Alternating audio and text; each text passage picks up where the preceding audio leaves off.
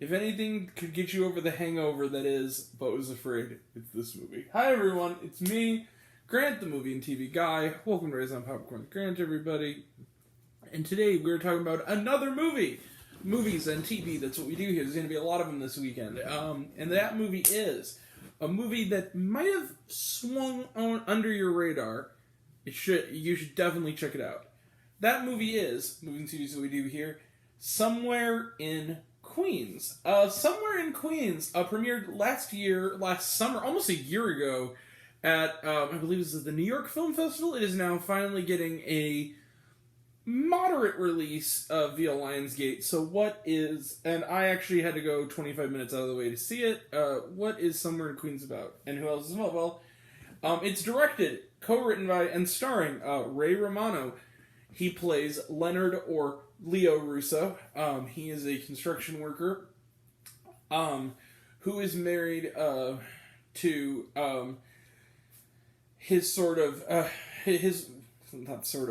wife, who is a cancer survivor. She's played in a terrific performance by Laurie Metcalf, who is an acquaintance of my mother and is from my hometown.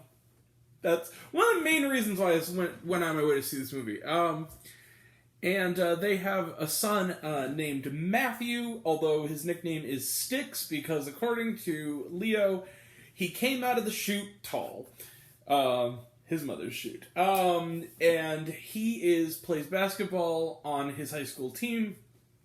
And the original plan is for him to go into the family business of, sort of construction work and landscaping, I believe. I think it's handyman, something of that variety that Leo wants him to be in. But when a scout sees him, Leo thinks this is the opportunity to get his son to go pro and maybe have a better life than he did. He is dating a young woman named Danny, played by Sadie Stanley. Sticks is played by, I want to look this guy up. I just want to make sure I credit him, because he was really good in the movie, and I've never seen this actor before. That I am aware of, at least. Well, who played Sticks? Okay.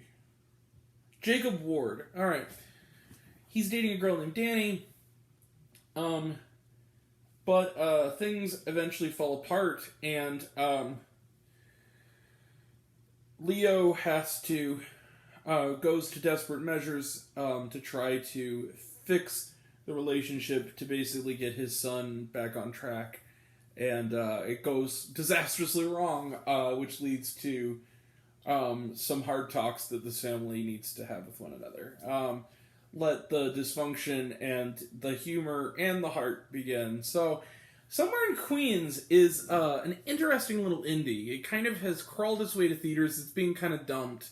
It's barely advertised. It's been coming out, I think, in a relatively wide release, although, again, it's saying something I have to drive 25 minutes away to see this movie. And that's a shame, because this is a great movie. Somewhere in Queens is really great. The streak is continuing, which means that we're going to get a next level bad movie probably sometime this weekend, because the streak continues. I love this movie. I thought this movie was absolutely fantastic. It's funny. It has so much heart to it. And it's complicated. And for a debut, Romano, it's a weird sort of spell this movie has, where it has that rare gift that it's hard for movies to always have, which is that it starts good, and it gets great. And then it gets even greater. And then it gets excellent. It gets better as it goes along. Because for the first half hour, it's a very good film, and you're kind of like, okay, but it's a sitcom. It's a sitcom I'd watch. But it doesn't feel that different from the sitcom that sort of made Ray Romano. And then it deepens.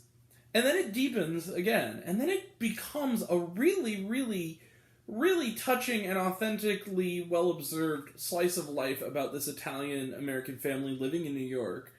And the love they have for each other. And the risks they're willing to take to try to have a life or something.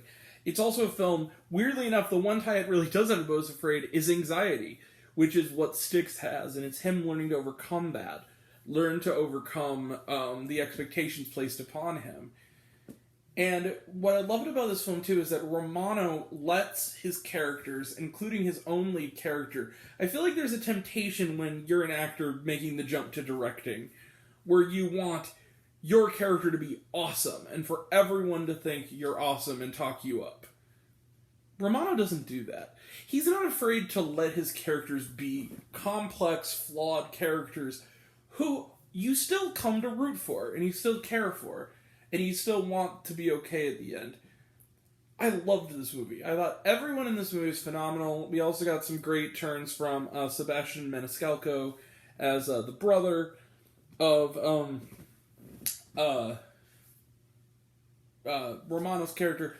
Also, a nice little token cameo from Eric Griffin, who, if you have not listened to Riffin with Griffin, the podcast, Riffin with Griffin, ow!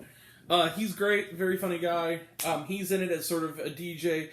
And just little details like, in this movie, for instance, the idea of the Danny character played by Sadie Stanley of the Goldbergs, who yells greetings and is kind to sign spinners.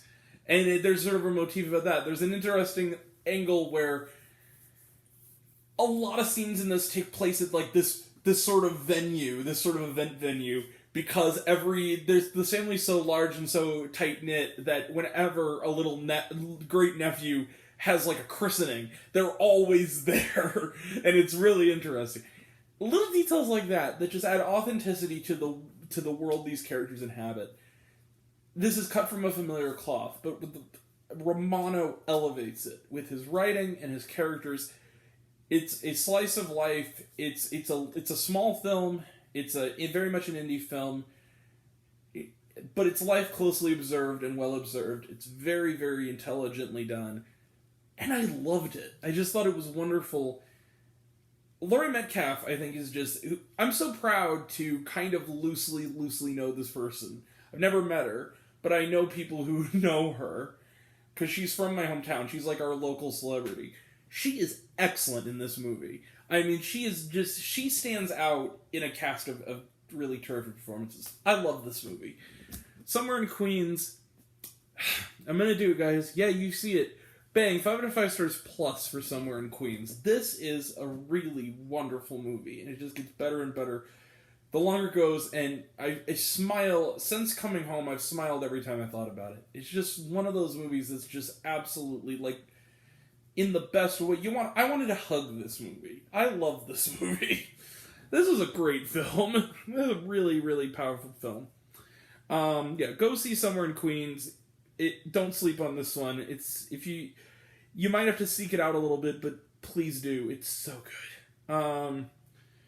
It's alright. So 5 out of 5 stars plus for Somewhere in Queens. Let's close the book on it. Trailer trash. Let's talk some trailer trash. Blue Beetle, talked about it, looks good. The Little Mermaid, talked about it, looks good. No Hard Feelings, talked about it, looks good.